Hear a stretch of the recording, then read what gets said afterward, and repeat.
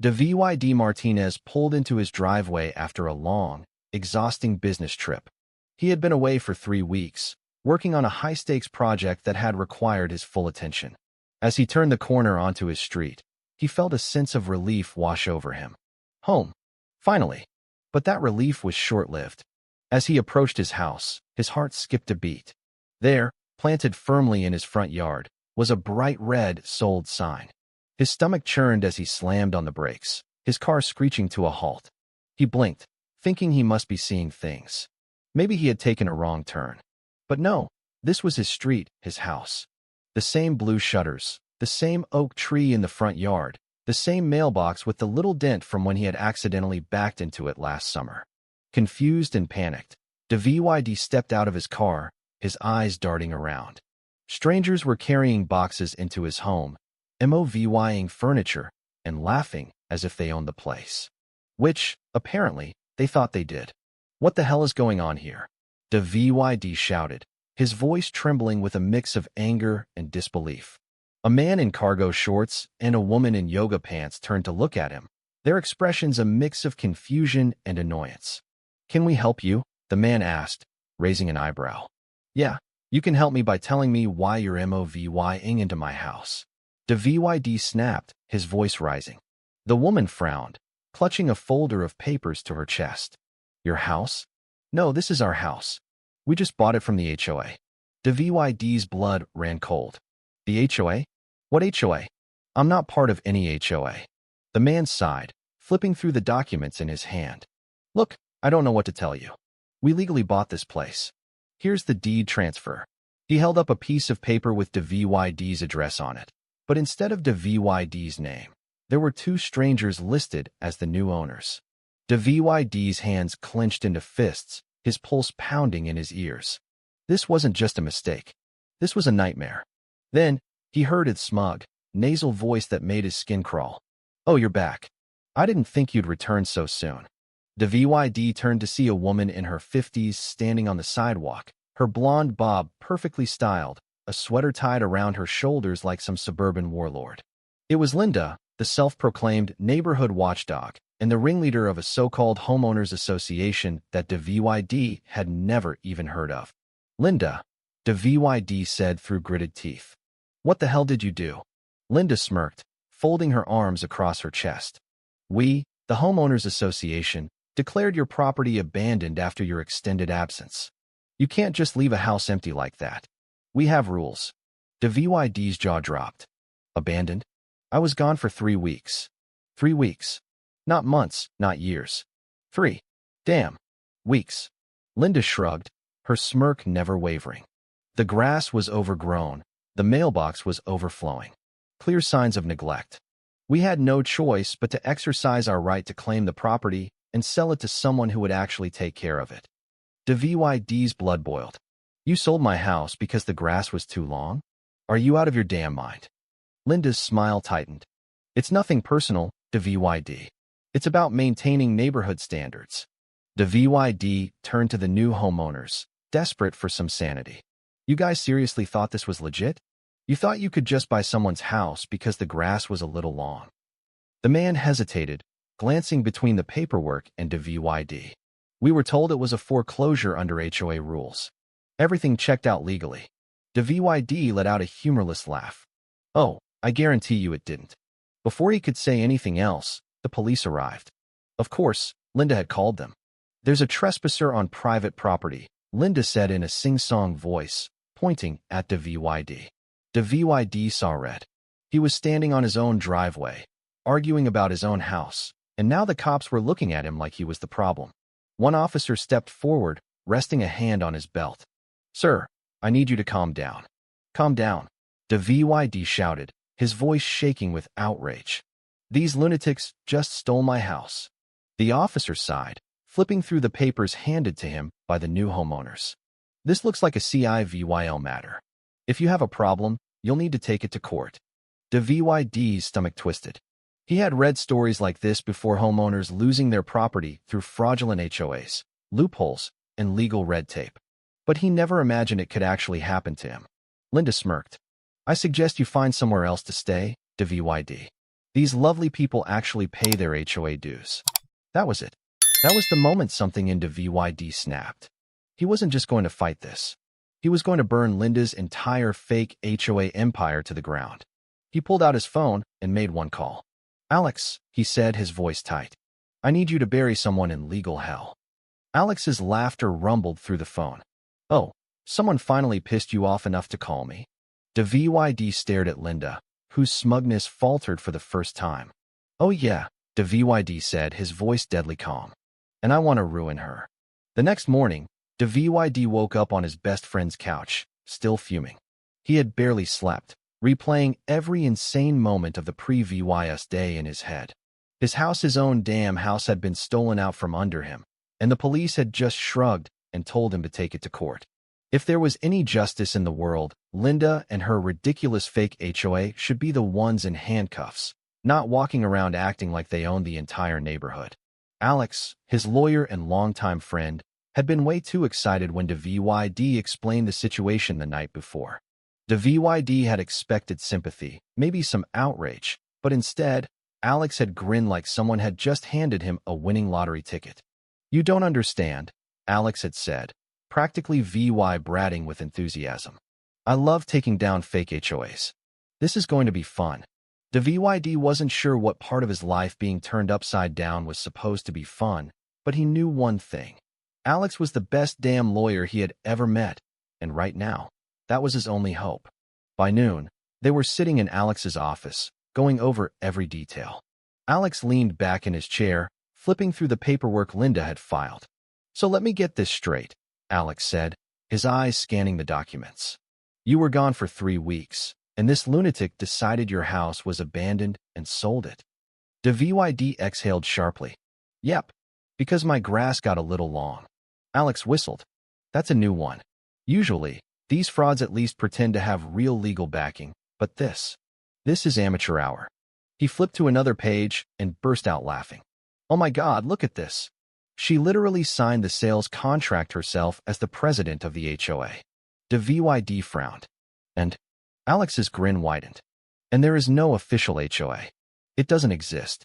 There's nothing in the county records, no formal association, nothing. Linda just made it up." David's jaw tightened. "So what does that mean?"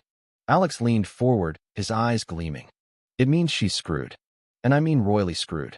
This is fraudwire fraud, real estate fraud, and I can probably argue for theft on a grand scale. Plus, if she collected money from other homeowners in the neighborhood under the guise of an HOA, that's embezzlement." David's rage simmered just under the surface. "So we can sue?" Alex grinned like a shark. "Oh, we're going to do a hell of a lot more than sue." Within hours, Alex had drafted a lawsuit so brutal it could have been a medieval execution order. Fraud, property theft, illegal sale of real estate, misrepresentation. Linda was looking at enough charges to drown in legal fees alone. But that wasn't even the best part. Alex had also filed an injunction to freeze all transactions on the house, which meant that the new homeowners couldn't legally take possession. The house was still tied up in David's name. That evening, David and Alex drove back to the neighborhood. The moving truck was still parked outside, but the new homeowners were nowhere to be seen. Linda, however, was standing in the driveway, laughing with a group of neighbors.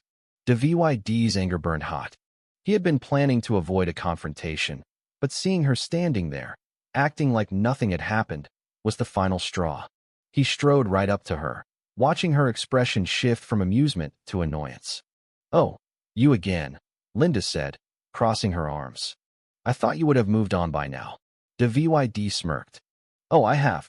I moved on straight to a lawsuit." Linda blinked. "Excuse me."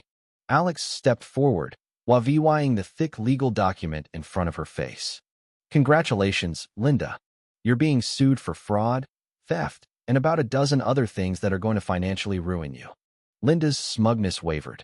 "You can't." "Oh, I can," Alex interrupted smoothly. "And I already did.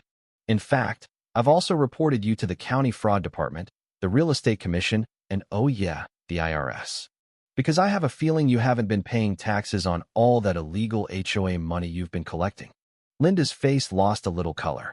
"This is ridiculous." David folded his arms. Is it? Because the judge didn't seem to think so when he froze the sale of my house. Those poor buyers you scammed? Yeah, they legally can't move in.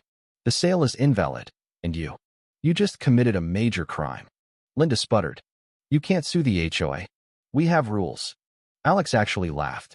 You don't even have an HOA, Linda. You made it up. There's no board, no legal filings, nothing. You just decided you were in charge and started scamming people.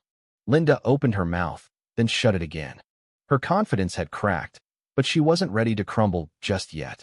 This is just a misunderstanding, she tried, her voice a little higher now.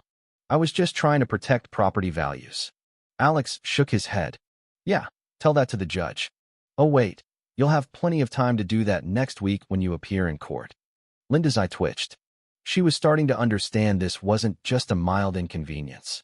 She was in serious legal trouble. David smirked. Oh, and one more thing. Since you technically sold my house under false pretenses, I'm also suing for damages. Linda swallowed. Damages? Alex grinned.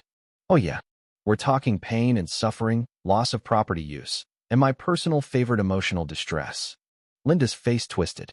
You can't do this. David laughed. Linda, I already did. She spun on her heel and marched away, but her usual smugness was gone.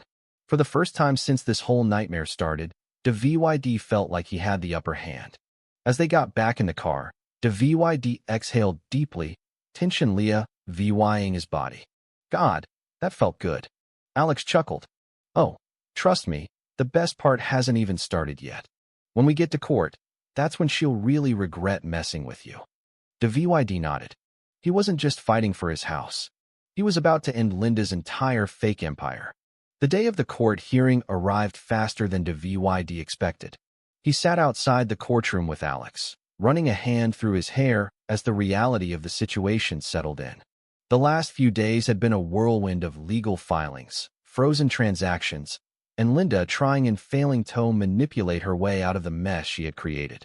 She had sent passive-aggressive emails, attempted to talk the new homeowners into working things out, and even called in some of her fake HOA supporters to vouch for her. None of it worked. The law was on David's side, and now it was time to prove it. When the bailiff finally called them in, David stood tall, his heart pounding as he walked into the courtroom. Linda was already seated at the defendant's table, looking more rattled than usual. The confidence, the smug superiority, it was gone. In its place was a woman who knew she was in deep trouble but was still grasping at any last shred of control. The judge, an older man with a stern face and a no-nonsense attitude, looked over the case file for a long moment before adjusting his glasses. Let me get this straight, he said, glancing at Linda. You, as president of a homeowners association, sold this man's house because you believed it was abandoned? Linda cleared her throat and lifted her chin. Yes, Your Honor. As per HOA guidelines, abandoned properties are subject to recovery and resale to maintain neighborhood standards. The judge flipped a page in the file. According to the county records, there is no registered homeowners association in this neighborhood. Linda's lips pressed into a thin line. That's a clerical error. Alex let out a quiet chuckle, and David had to fight the urge to smile. The judge was already unimpressed. This was going to be easier than expected. The judge turned his sharp gaze back to Linda. And you were the sole person responsible for overseeing this transaction? Linda nodded. Yes, as the acting president of the HOA. Alex stood up. Your Honor, let's be clear about something. She was not acting as the president of anything. This HOA does not exist in any legal capacity. There was never a vote, no registration, no tax filings, no board. She just took it upon herself to invent authority and then used that to commit fraud. Linda scoffed. That's not true. Alex smirked. Then please, pro-VY to the court with the official HOA documentation. Linda hesitated. I don't have it with me at the moment. The judge frowned. Do you have it at all? Silence. Alex folded his arms. Interesting. Because according to county records, she filed false paperwork declaring herself the HOA president 3 days after selling the plaintiff's home. Meaning, Your Honor, she committed real estate fraud by operating under false pretenses. David had never seen someone squirm so hard in their seat. The judge exhaled slowly and turned to Linda. Miss Langley, do you have an actual legal defense here? Because so far, all I'm seeing is fraudulent activity, a completely fabricated organization, and one of the most blatant misuses of property law I've ever seen. Linda's face flushed red. Your Honor, I was only trying to protect the neighborhood. There are rules. The judge held up a hand. There are no rules because there is no homeowners association. You acted on personal authority that you did not have, forged legal documents, and unlawfully transferred property that was never yours to begin with. He turned to Alex. Counselor, what are you requesting? Alex nodded. Full damages.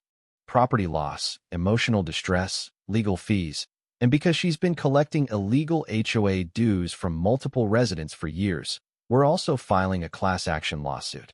Linda's mouth opened, then closed. David could almost hear the panic setting in. The judge leaned forward. And just how many residents have been paying into this non-existent HOA? Alex slid a file across the table. According to these bank statements, dozens. She's been running a full-fledged scam for years. The courtroom was silent for a long moment. Then the judge sighed. Miss Langley, do you have anything to say for yourself before I make my ruling? Linda swallowed hard. I was only trying to help. The judge looked completely unimpressed. Help yourself, maybe. My ruling is as follows. The sale of the plaintiff's home is null and void. The property legally belongs to Mr. Martinez. Additionally, Miss Langley is ordered to pay all associated legal fees and return every dime she has ever collected from the residents under false HOA pretenses. Lastly, she will be referred to the district attorney's office for potential criminal charges related to fraud and real estate misrepresentation. Linda's entire body sagged. The smugness, the superiority, it all crumbled. She had lost.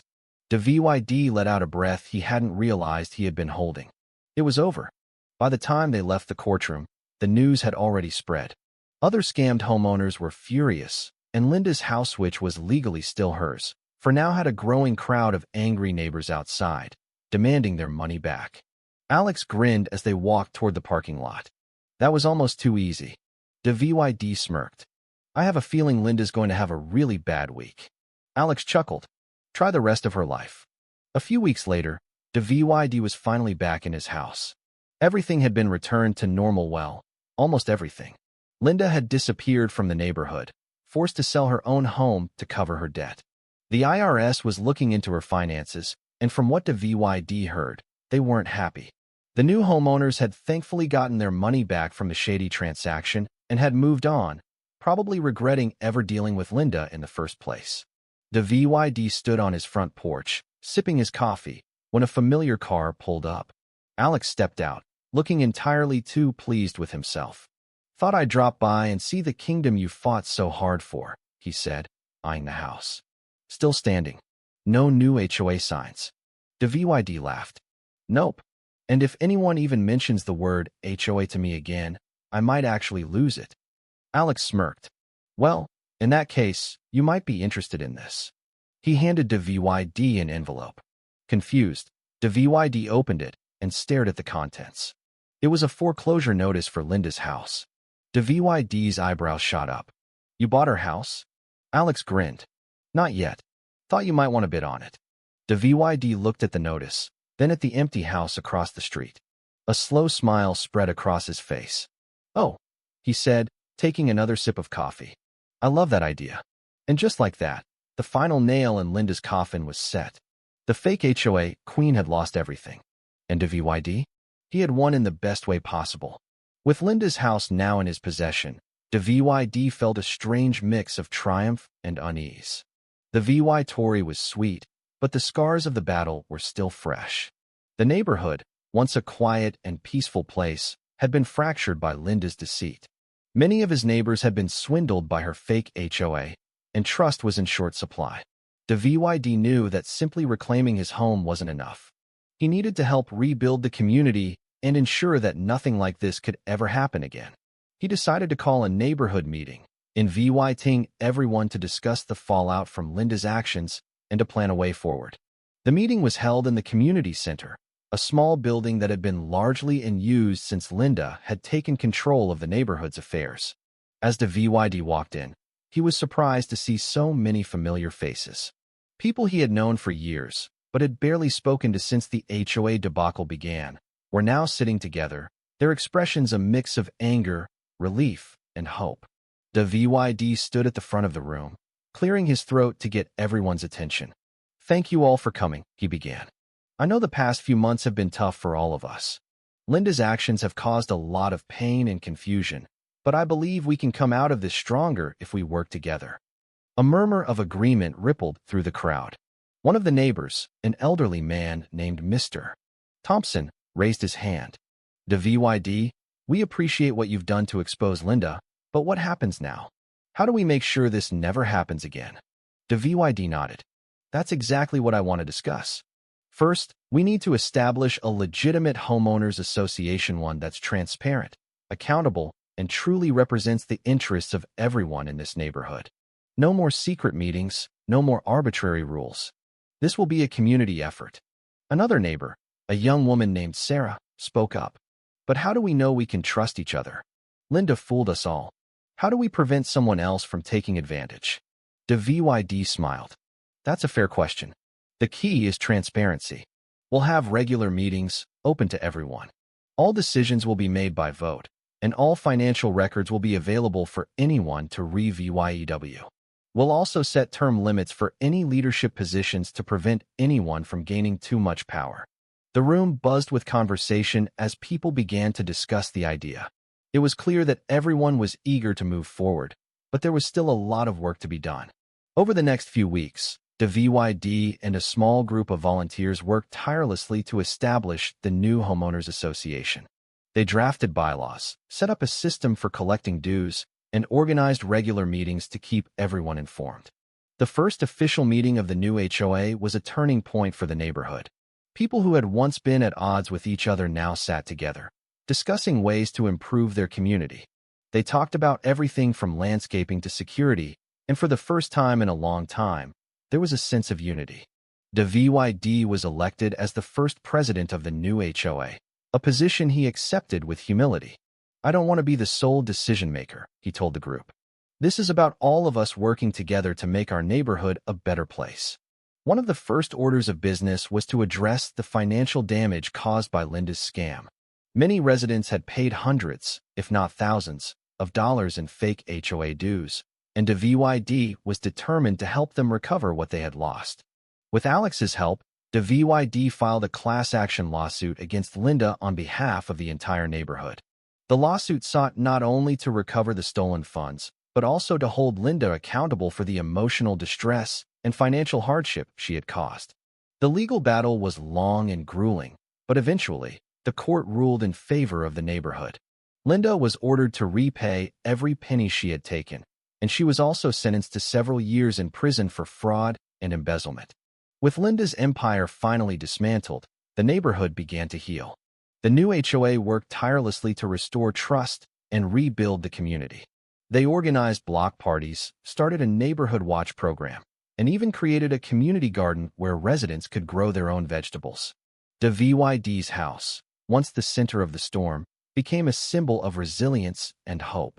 He turned Linda's former home into a community center, a place where people could gather, share ideas, and support each other. As the months passed, the neighborhood transformed.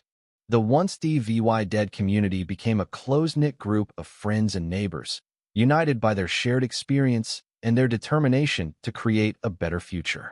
One evening, as David stood on his porch, watching the sun set over the quiet street, he felt a sense of peace he hadn't felt in a long time. The battle had been hard-fought, but it had been worth it. He had not only reclaimed his home, but had also helped to rebuild a community that was stronger and more united than ever before. Alex walked up the driveway, a bottle of wine in hand. "You did it, David," he said, clapping his friend on the back. "You took down Linda and turned this neighborhood around. You should be proud." David smiled, taking the bottle from Alex. "I couldn't have done it without you, and without the support of everyone here. This is their Tory as much as it is mine." As they sat on the porch, sharing a glass of wine and watching the stars come out, David knew that this was just the beginning. The neighborhood had faced its darkest hour, but it had emerged stronger, more united, and ready to face whatever challenges lay ahead. And as he looked out at the quiet street, David felt a deep sense of gratitude. He had fought for his home, his community, and his peace of mind. And in the end, he had won not just a house, but a family. If you were the one in this story, how would you react? Would you stand up and fight back, or accept the unreasonable pressure and control from the HOA? Share your thoughts in the comments below. And don't forget to subscribe, like, and share this video with more people.